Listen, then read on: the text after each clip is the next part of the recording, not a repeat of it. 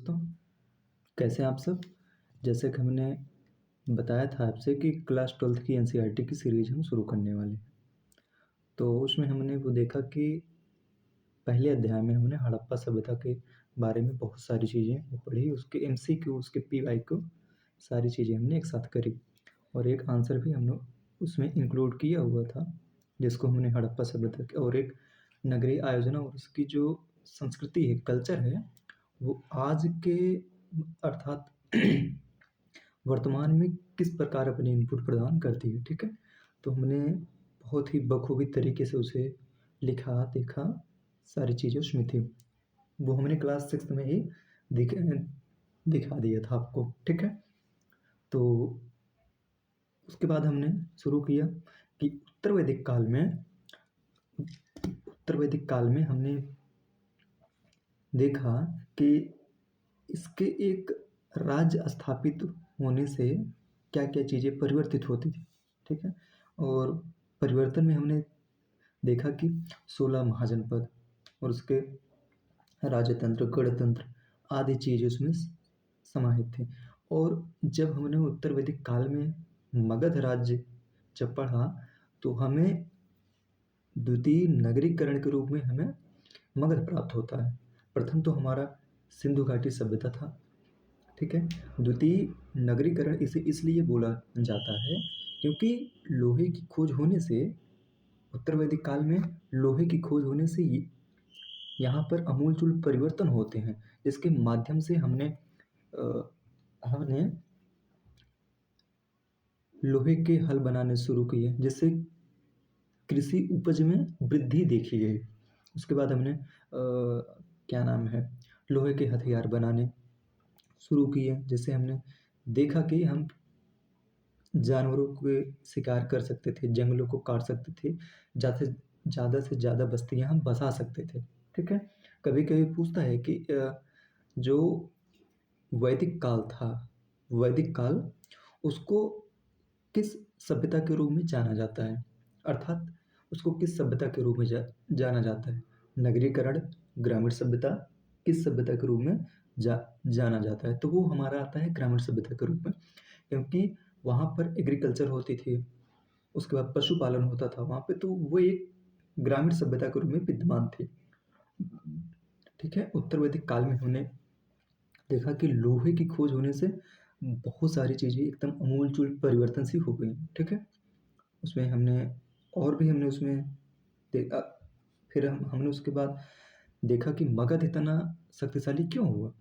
क्योंकि उस टाइम जो उसकी एक तो वहाँ से प्रवाहित होने वाली नदियाँ अर्थात सॉरी, गंगा एवं उसकी सहायक नदियाँ वहाँ पर विद्यमान थी, जिससे वह उस क्षेत्र को बहुत ज़्यादा उपजाऊ बना देती थी, ठीक है? उस क्षेत्र को बहुत ज़्यादा उपजाऊ बनाए थे और उसके बाद वहाँ पर कई ऐसे राजा भी हुए, मतलब अर्थात शासक भी हुए जिससे उनकी नीतियाँ भी वहाँ पर एक बहुत सारी चीज़ें वहाँ पर विद्यमान करी। उनकी नीतियाँ ऐसी थी कि मगध के विस्तार में सहायक रहीं, जैसे बिंबिसार और उदयन, उसके बाद अजातशत्रु, ये सब, और उसके बाद महापद्मनंद। तो ये सब उस टाइम के राजा थे जिनकी नीतियाँ भी मगध के समृद्ध होने में सहायक रहीं, ठीक है? तब हम उसके बाद, ठीक है? यहाँ तक हमने देखा था। अब उसके बाद हम आते हैं दक्षिण में जो राज्य स्थापित हुए थे, वे कौन-कौन से थे? क्या-क्या उनमें खूबियाँ थी? क्या-क्या उसकी चीज़ें थी? ठीक है? देखते हैं। ओके, चलते हैं आगे। देखते हैं कि दक्षिण के जो राजा थे, ठीक है? यहाँ है कि राजधर्म के नवीन सिद्धांत, ठीक है? अब हम आते हैं दक्षिण में। ओके?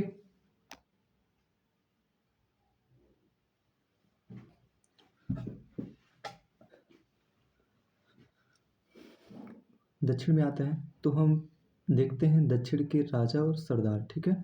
तो हम देखते हैं उपमहाद्वीप के दक्कन और उससे दक्षिण के क्षेत्र के स्थित तमिलकम, अर्थात हमारा ये वाला जो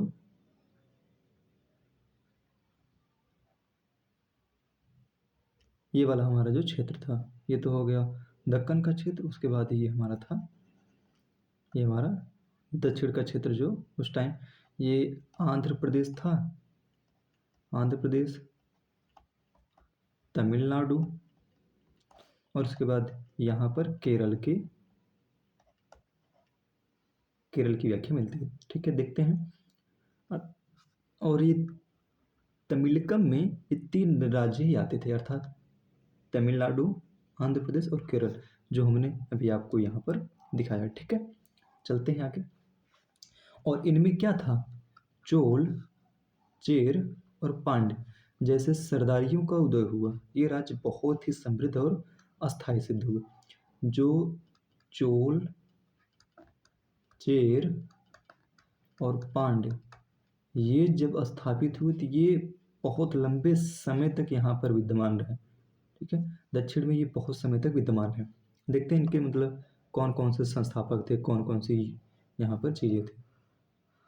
बहुत डिटेल तो इसमें है नहीं, लेकिन हम देखते हैं इनके संस्थापक, इनका काल कब कब रहा। ठीक है, चलते हैं। क्या पहले हमने कहा कि चोल, ठीक है, ये थे आपके आंध्र प्रदेश में। ठीक है, आंध्र प्रदेश में इनका संस्थापक कौन था, विजयालय चोल। ठीक है, और इसका काल कब कब था, 850 ईस्वी। ठीक है, और इसने क्या किया था, तंजावुर पर कब्जा। ठीक है, ओके, ठीक है। अब आते हैं हम किस पर, चोल।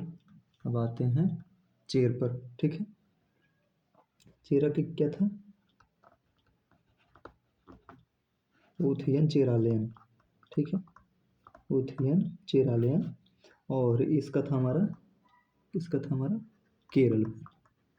ठीक है, आज के केरल में। ओके, और इनका जो अब आते हैं, क्या नाम है, पांड्य पर, जिसका नाम था कडुंगोन, जो हमारा आता है ये 590 ईस्वी में। ठीक है, और इनका था तमिलनाडु में। ओके, ये सारी चीज़ें हो गई। अब हम चलते हैं कि देखते हैं अब इसमें क्या था कि दक्षिण के राजा, ओके, इसमें यह था कि दक्षिण के राजा, और राजा तो हो गए, 3 चीज थे कि मतलब चोल, चेर और उसके बाद पांड्य। ठीक है, अब आते हैं सरदार। सरदार कौन थे,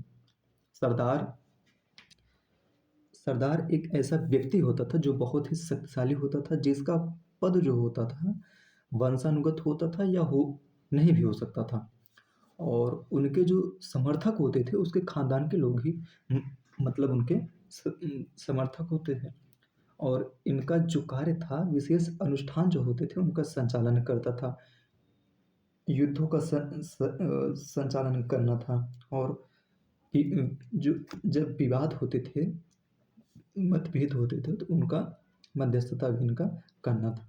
ठीक है, और इनको क्या मिलता था, को अपने अधीन रहने वाले लोगों से भेंट मिलता था, जबकि जो राजा होता था वो कर एकत्रित करता था। भेंट और कर में इतना फर्क है कि भेंट कोई इंसान, मतलब भेंट जो है कोई इंसान अपने मन से देता है, अर्थात भेंट जो है वो देने वाले के ऊपर निर्भर करता है, जबकि कर जो है वो लेने वाले के ऊपर निर्भर वो करता है कि मुझे कब लेना है, कैसे लेना है और कितना लेना है। ठीक है, जबकि जो टैक्स होता है, जो कर होता है, वो कंपल्सरी होता है, और भेंट जो है वो इच्छानुसार होता है।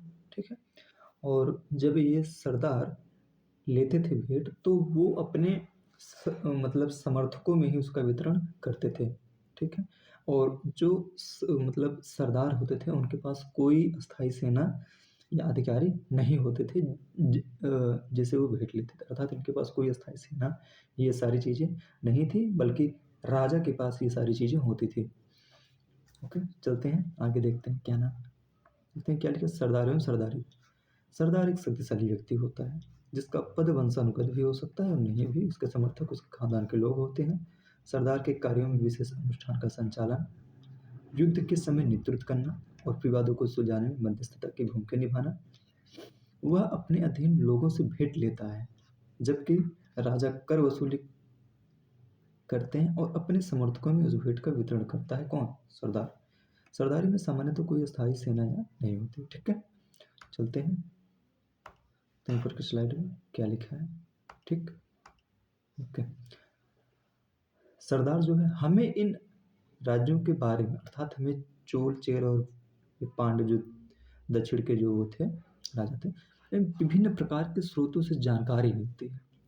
जैसे हमें हमें उन सब चीज़ों के बारे में जानकारी मिलती है किससे, कि एक मिलती है मतलब उसके साहित्य हो गए, कला के रूप हो गए, उनके अभिलेख हो गए, पांडुलिपियाँ हो गई, इन सब से हमें जानकारी मिलती है भाई। और किससे हमें वो जानकारी मिलेगी? इन्हीं सब चीज़ों से। तो अब वो जैसे 1900 जब मतलब क्या नाम है, 19 मतलब 1947 जिनमें भारत आज़ाद हुआ, तो उस टाइम की जानकारी हमें कैसे मिलती है? बुक्स हैं, उसके बाद मौखिक रूप में भी हमें आज मिल जाती हैं, तो उल्टी सी चीज़ें हैं। तो देखते हैं आगे। तो ये उदाहरण के तौर पर प्राचीन तमिल संगम ग्रंथों में ऐसी कविताएं हैं जो सरदारों का विवरण देती हैं कि उन्होंने अपने स्रोतों का संकलन और वितरण किस प्रकार से किया। अर्थात जो तमिल ग्रंथ थे उनसे हमें इनके बारे में जानकारी मिलती है। तमिल ग्रंथ, अब इनमें संगम भी हुआ करता था, तो संगम प्रथम द्वितीय तृतीय ऐसे हम देखेंगे कब किसने करवाया, क्या कैसी चीज़ें इसमें थी। ठीक है, आगे चलते हैं, मतलब इसको हम आगे देखेंगे अच्छे से। अरे शर्मा वाली जब बुक हम आपको पढ़ाएंगे तब। ठीक है, चलिए चलते हैं आगे कि कई सरदार और राजा लंबी दूरी के व्यापार द्वारा राजा से जुटाते थे। देखते हैं कहाँ कहाँ से इनका व्यापार होता था।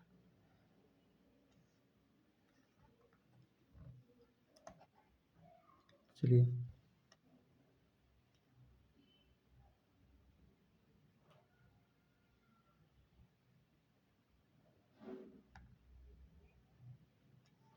देखते हैं कैसा था इनका व्यापार, मतलब इनका व्यापार कहाँ कहाँ से होता था उस टाइम। ठीक है,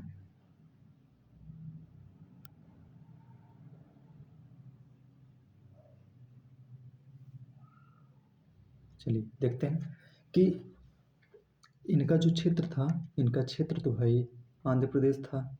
ठीक है, तमिलनाडु था, उसके बाद थोड़ा सा केरल का राज्य इसमें सम्मिलित था। ठीक है, और यहाँ पर पश्चिम में जो थे, कौन कौन थे पश्चिम में, कौन कौन थे? सातवाहन और शक।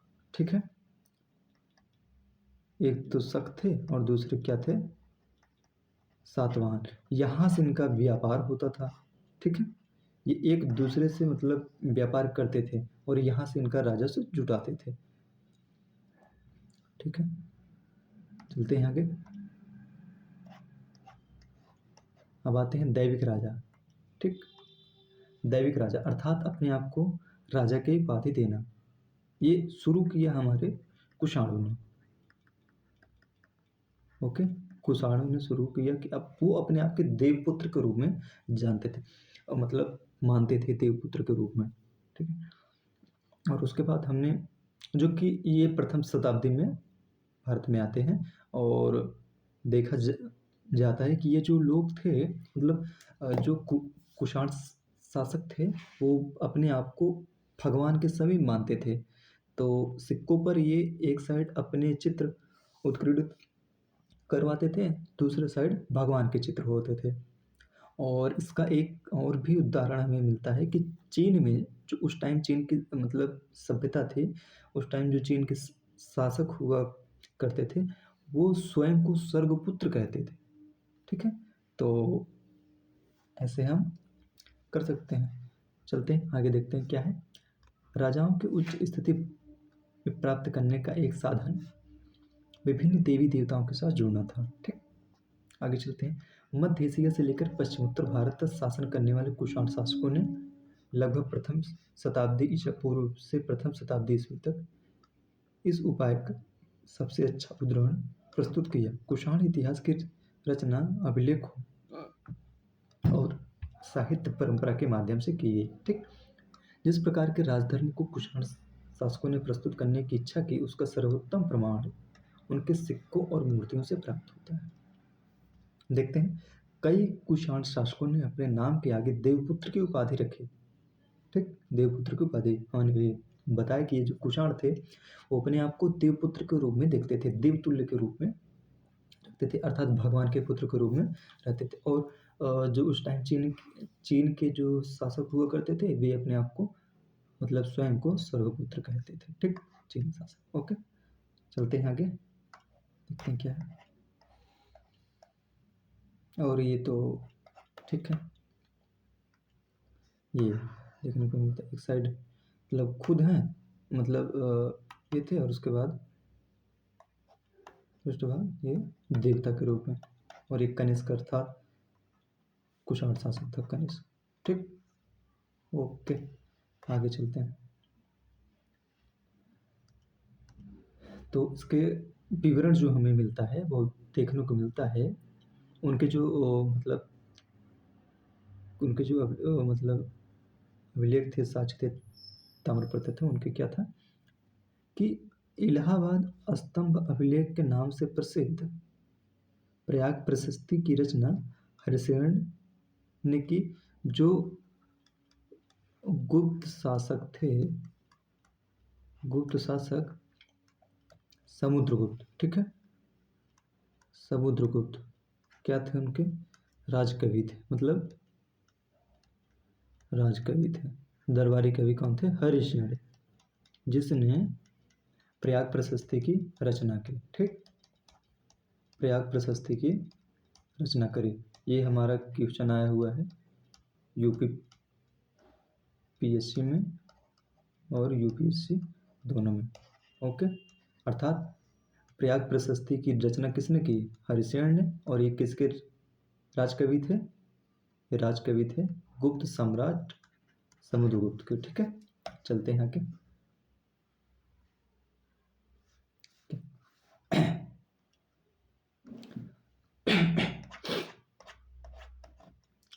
ओके, देखते हैं क्वेश्चन क्या था कि इलाहाबाद स्तंभ अभिलेख के नाम से प्रसिद्ध प्रयाग प्रशस्ति की रचना हरिसेन ने की, जो गुप्त सम्राट में किस सम्राट के राजकवि थे?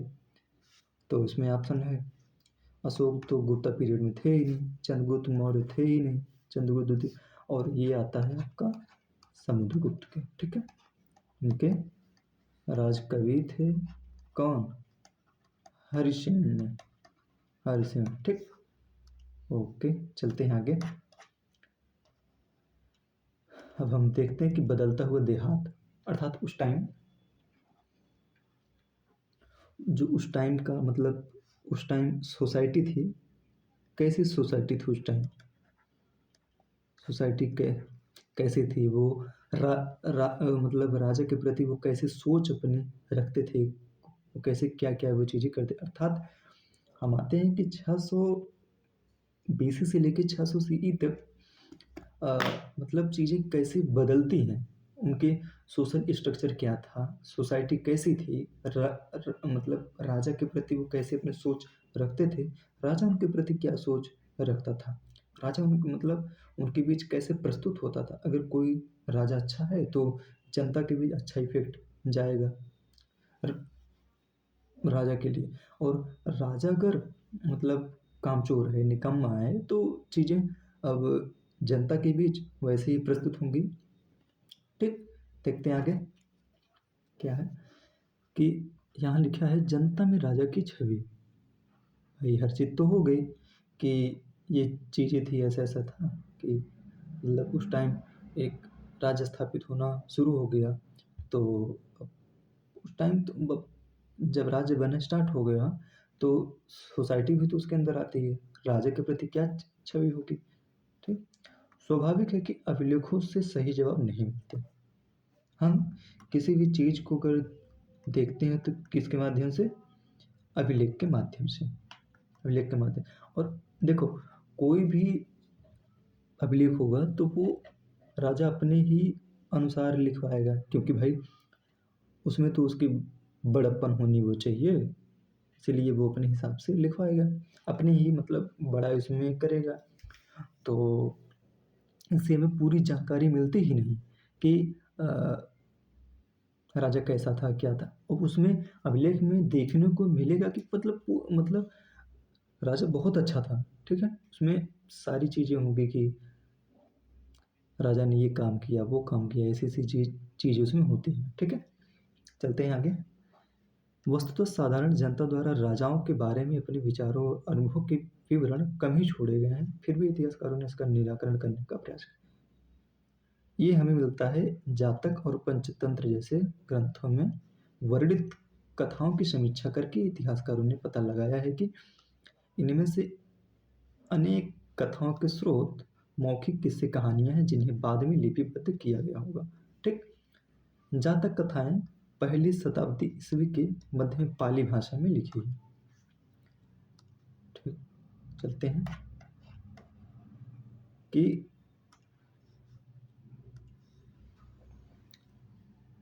गंध तिंदु जातक नामक एक कहानी में बताया गया है कि देखिए, एक कुटिल राजा की प्रजा किस प्रकार से दुखी रहती है। ठीक, इन मतलब दुखी लोगों में वृद्ध महिलाएं, पुरुष, किसान, पशुपालक, ग्रामीण बालक, यहाँ तक कि जानवर भी शामिल है। अगर कोई राजा कुटिल है,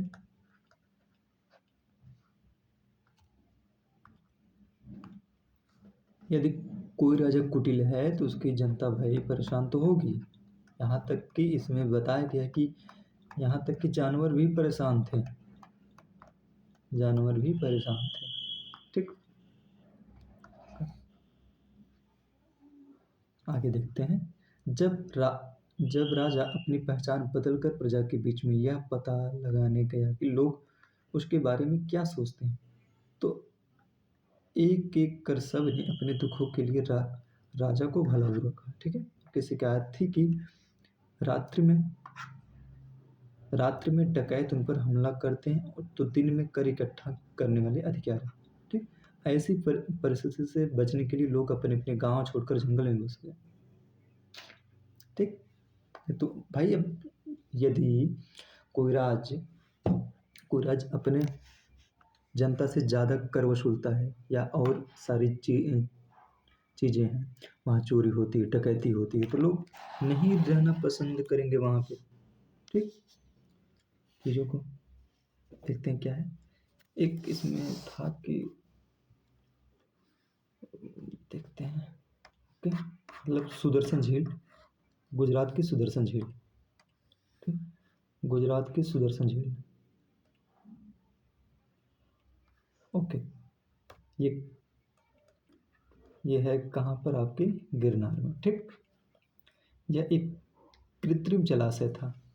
हमें इसका ज्ञान लगभग दूसरे शताब्दी ईस्वी के संस्कृत के एक पाषाण अभिलेख में होता है। इस अभिलेख को शक शासक रुद्रदमन की उपलब्धियों का उल्लेख करने के लिए बनवाया गया था। जलद्वारों और तटबंधों वाली इस झील का निर्माण मौर्य काल में एक स्थानीय राज्यपाल द्वारा किया गया था। झील का निर्माण कब किया गया? मौर्य शासन में, जो क्या था, एक राज्यपाल द्वारा कराया गया था। लेकिन एक भीषण तूफान के कारण इसके तटबंध टूट गए और सारा पानी बह गया। बताया जाता है कि तत्कालीन शासक रुद्रदमन ने ये जेल की मरम्मत अपने खर्चे से करवाई थी। उसके बाद मरम्मत किसने करवाई? शक शासक रुद्रदामन। ठीक है। अब इसके बाद एक चीज़ और इसे मिलता है,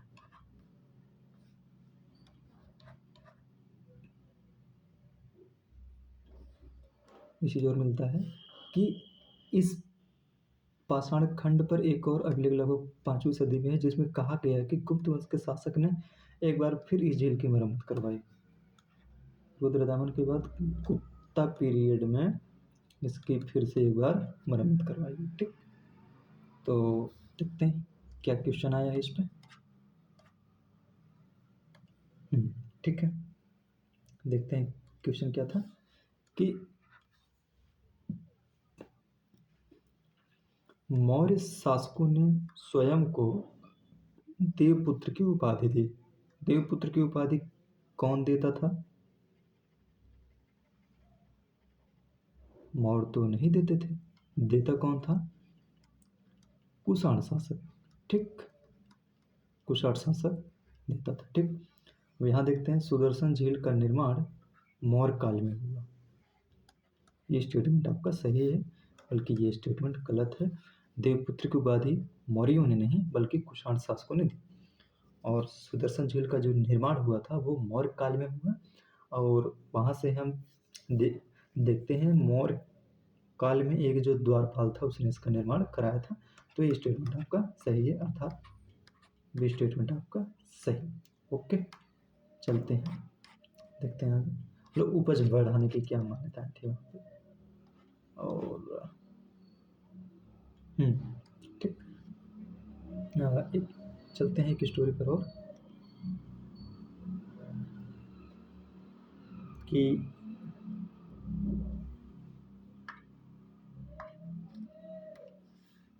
यहाँ क्या है, ग्रामीण समाज में विभिन्नताएं। कोई भी होगा भाई, कभी भी था कि मतलब ये सभ्यताओं में कभी कोई निम्न होगा तो कभी कोई उच्च होगा।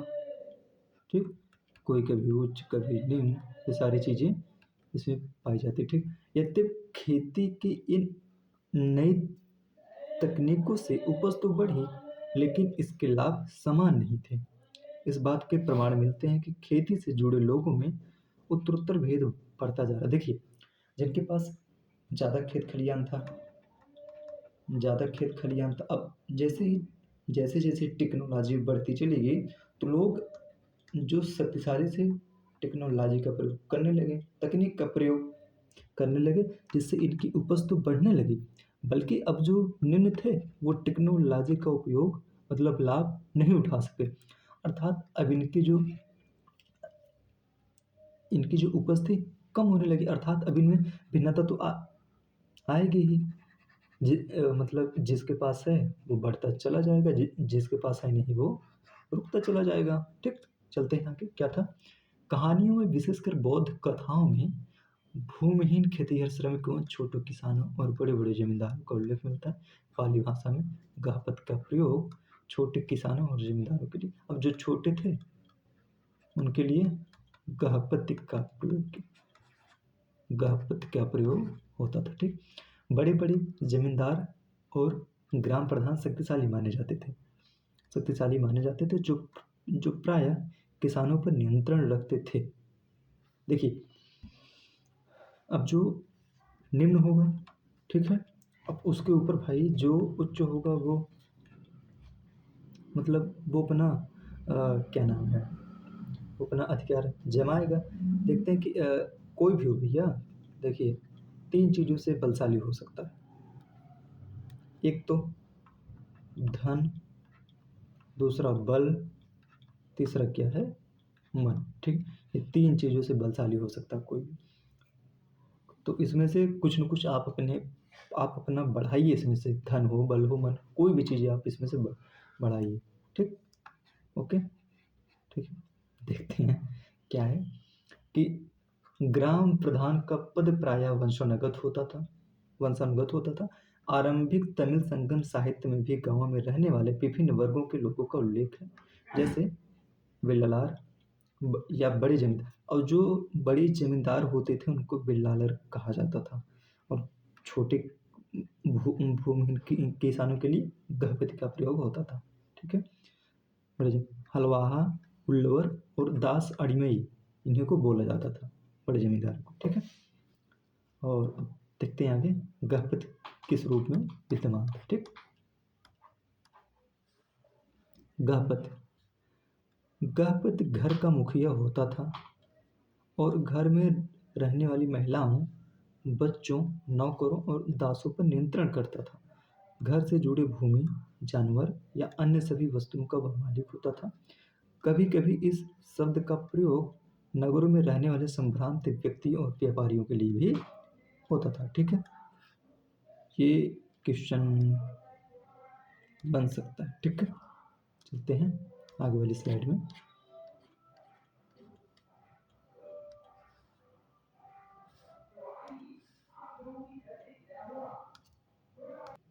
चलते हैं आगे, देखते हैं क्या है कि भूमिदान और नए संभ्रांत ग्रामीण। ठीक, ईस्वी की आरंभिक शताब्दियों से ही भूमिदान हमें कब मिलता है? भूमिदान का उल्लेख हमें मिलता है ताम्रपत्रों से। कि भूमिदान शुरुआत हुई ईस्वी की पहली शताब्दी में। किसे दिया जाता था? या तो ब्राह्मण को दिया जाता था या फिर धार्मिक क्रियाकलापों के लिए, अर्थात धार्मिक संस्थाओं के लिए। ठीक है, तो ये मतलब कब ये शुरू हुआ देने में। ठीक, ओके, चलते हैं। इनमें से कई उल्लेख अभिलेखों में मिलता है। इनमें से कुछ अभिलेख पत्थरों पर लिखे गए थे, लेकिन अधिकांश ताम्रपत्रों पर खुदे हुए होते थे, जिन्हें संभवतः उन लोगों को ये प्रमाण रूप में दिया जाता था जो भूमिदान लेते थे। अब जो ताम्रपत्र होता था उस पर यह बताया जाता था कि आपको भूमिदान दिया गया, मतलब देने वाले के पास एक प्रमाण के रूप में, ताम्रपत्र के रूप में दे दिया जाता था कि आपको भी क्या मतलब भूमिदान दे दी गई। ठीक है, चलते हैं आगे, देखते हैं कि क्या है कि अधिकांश अभिलेख संस्कृत में थे, विशेषकर 7वीं शताब्दी के बाद के अभिलेखों में कि कुछ अंश संस्कृत में है और कुछ तमिल और तेलुगु जैसी स्थानीय भाषाओं में। अब एक चीज़ और देखते हैं कि दक्षिण की एक रानी थी प्रभावती गुप्ता,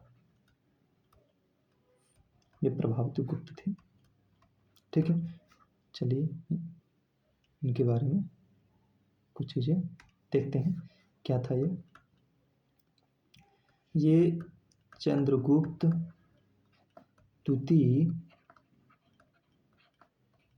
375 ईस्वी टू 375 ईस्वी से 415 ईस्वी के बीच जो इनका मतलब शासनकाल था, तो इनकी ये पुत्री थी।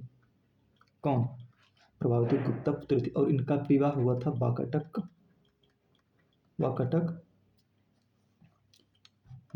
परिवार में। ठीक है, जो उस टाइम का मतलब दक्कन की पठार में इनका शासन हुआ करता था। सॉरी, ठीक, जो एक महत्वपूर्ण शासक वंश था। संस्कृत धर्मशास्त्रों के अनुसार महिलाओं को देखिए, जो धर्मशास्त्र था जिसको ब्राह्मणों ने लिखा था उसमें था कि महिलाओं को भूमिदान देने का अधिकार नहीं, अर्थात उनको भूमि रखने का भी अधिकार नहीं था उसमें।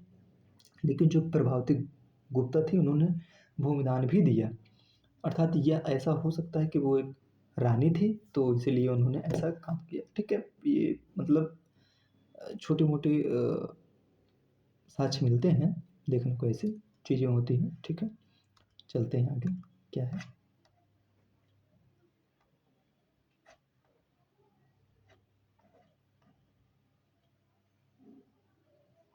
ये एक भूमि होती थी जिसको बोला जाता था अग्रहार। ठीक है, क्या बोला जाता था? अग्रहार। ये ऐसी भूमि होती थी जो ब्राह्मणों को दान दी जाती थी और कोई भी राजा अग्रहार भूमि पर कर नहीं वसूल सकता था। ठीक है। और इसमें था कि ब्राह्मणों को स्वयं स्थानीय लोगों से कर वसूलने का अधिकार था। इसको बोलते हैं अग्रहार भूमि। ठीक है। चलते हैं आगे, देखते हैं क्या था।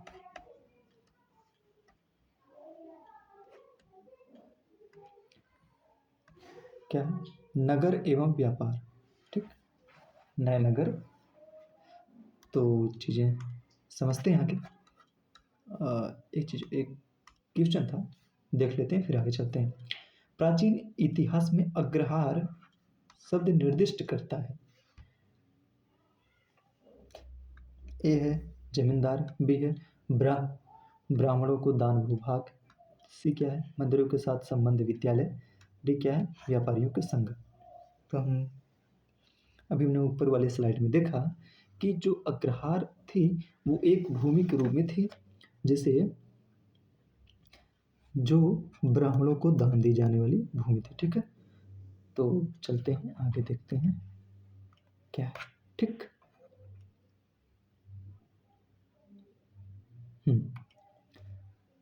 नए नगर और क्या था, उपमहाद्वीप के विभिन्न क्षेत्रों में जैसा कि हमने पढ़ा है इनमें से अधिकांश नगर महाजनपदों की राजधानी थी। प्रायः सभी नगर संचार मार्गों के किनारे बसे थे।